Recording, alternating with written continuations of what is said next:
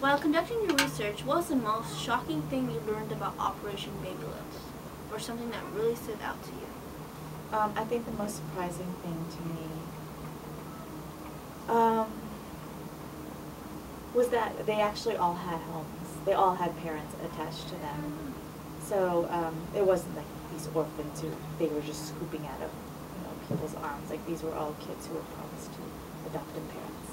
What are some of the things you want your readers to take away after reading your book? I think if they actually can sympathize with my characters and understand their perspectives, I would be really happy.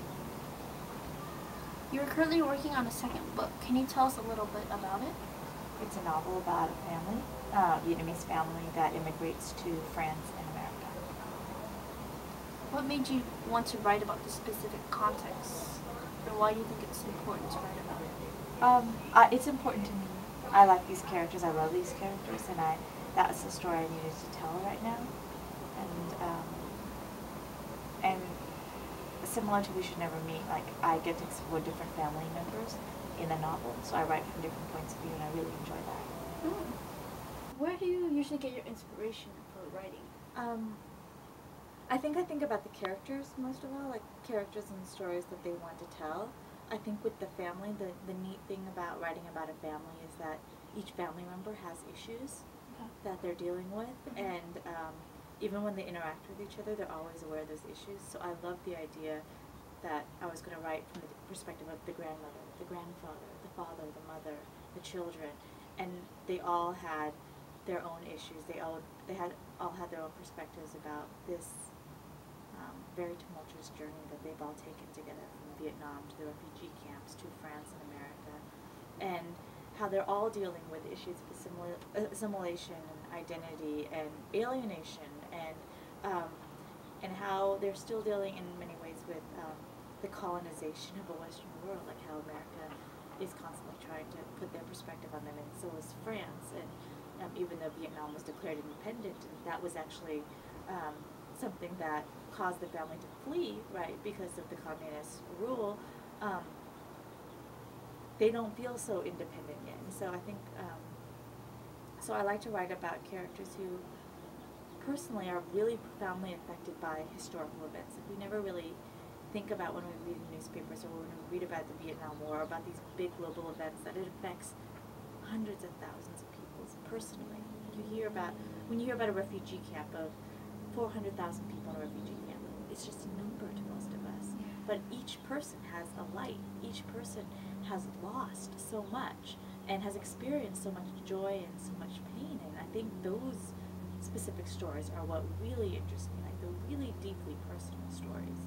And that's why I think I like writing. I like writing because you get to hear from voices that don't often get heard. Where do you hear these? Who do you interview? I don't really interview. I think Where do you it's get from these stories from? it's your personal stories. It's your imagination. I think it's from hearing your parents talk to you. It's from hearing your relatives talk to you, and then in fiction writing, you're sitting there and you develop your character based on all these stories that you heard. See, I never actually wrote anything, so I always assumed that you would have to go interview someone or Not ask them necessarily. about. I think it's just through. It's not so formal as that. I think it's through writers listen very carefully. Like writers pay attention to a lot of things. Writers eavesdrop all the time, and so you get stories all the time. Like you're in a way you're constantly researching and interviewing people. So, do you have any ideas that you want to tell future people who want to write who are Asian American? I think everyone has a story that they want to tell. I think if you feel very passionate about it, you will write the story. I think you don't think about your audience. You don't think about the end product. You think about the characters whose voices actually speak to you. And if those characters have something important to say, and you have enough desire to want them to have a platform to express these ideas, then you will make the time to write those stories.